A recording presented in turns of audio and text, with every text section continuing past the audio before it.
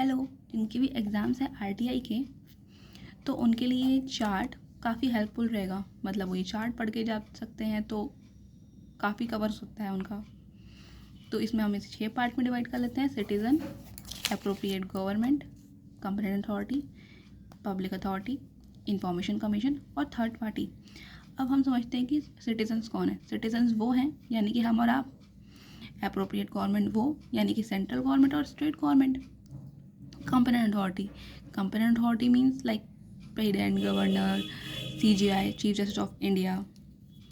Third party यहाँ third party वो person है, सपोज ऐसे देख लेते हैं, ए है एक बंदा और इसको बी के बारे में जानना है कि इसकी सैलरी कितनी है, इसके अलाउंसेस कितने हैं।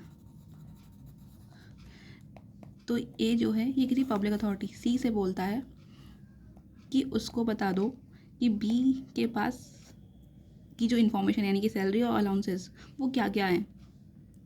सी चाहे तो अपनी सूझबूझ से यानी कि अपने राइट से वो ए को डायरेक्टली बता सकता है, लेकिन नहीं, वो पहले बी से कंफर्मेशन लेगा एक बार को। अगर बी बोल देता है बता दो तो भी ठीक है, नहीं तो सी चाहे तो बताए या तो ना बताए। यानी कि जो यहाँ पे सी है, जो यहाँ पे बी है, ये है थर्ड पार्टी, क्योंकि हम इसी के बारे में जान रहे हैं।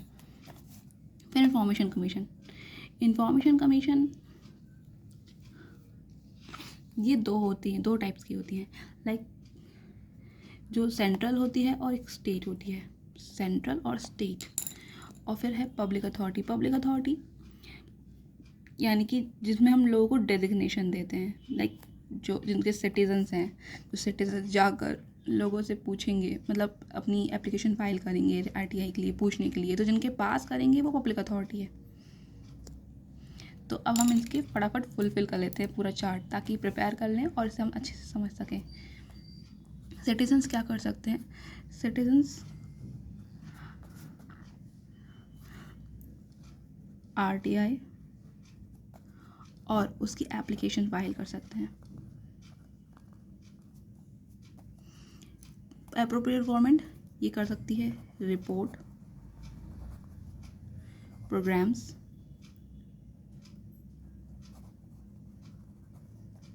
और रूल्स बना सकती है। ये तो मैंने आपको बताया कि कौन कौन है। कंपेटेंट अथॉरिटी लाइक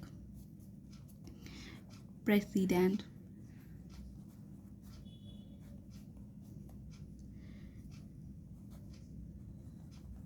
गवर्नर,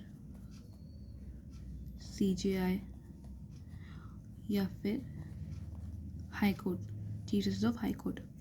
ये सब हमारी कंपोनेंट अथॉरिटी। और फिर थर्ड पार्टी तो मैंने आई थिंक आपको एक्सप्लेन कर दिया कि थर्ड पार्टी वही है जिसके बारे में इन्फॉर्मेशन हमें चाहिए। फिर इंफॉर्मेशन कमीशन, सेंट्रल और स्टेट।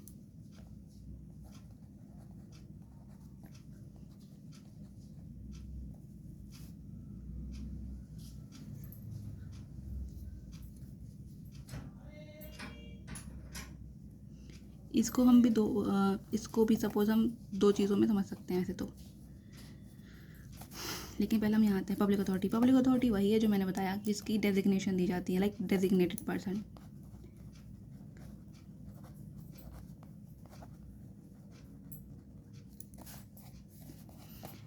अब हम फटाफट ऐसा कर लेते हैं, इनकी सबकी सेक्शंस भी डिस्कस इसी में कर लेते हैं। तो जो हम आरटीआई है ये सेक्शन 3 है और एप्लीकेशन फाइल हम कर सकते हैं सेक्शन 6 में। एप्रोप्रिएट गवर्नमेंट के 3 वर्क थे: रिपोर्ट, प्रोग्राम्स और रूल मेकिंग। तो सेक्शन 25, सेक्शन 26 और सेक्शन 27।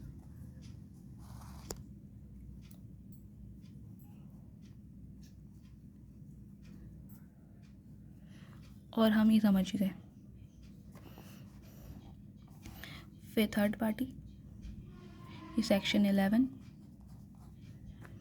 इंफॉर्मेशन कमीशन सेक्शन 12 से 17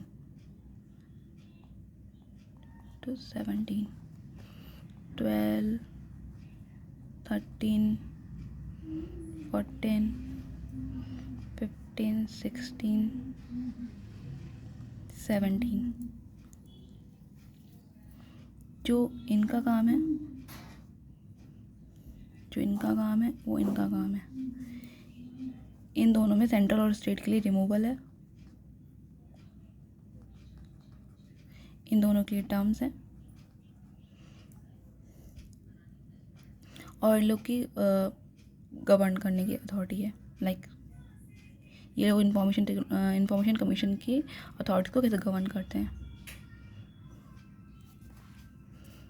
और ये तो डिजिग्नेशन ऑलरेडी था ही, पब्लिक अथॉरिटी।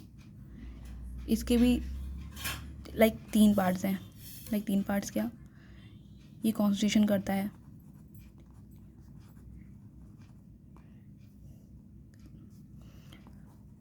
लॉ और नोटिफिकेशन। नोटिफिकेशंस की, जैसे कि सपोज कोई रूल है जो अभी आया है, जैसे कॉन्स्टिट्यूशन है वो तो ऑलरेडी बन गया, वो तो चेंज होने से रहा। लॉ में अमेंडमेंट हो सकते हैं, लेकिन नोटिफिकेशन क्या होता है, वो हमेशा हमें दिया जाता है अलग अलग चीज़ों के लिए।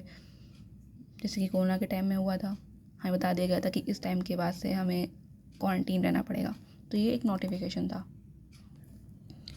तो मुझे लगता है कि आई थिंक इतना चार्ट आप लोगों के लिए अप्रोप्रिएट है।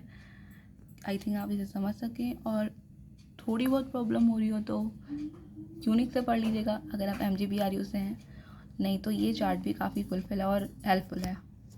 Thank you.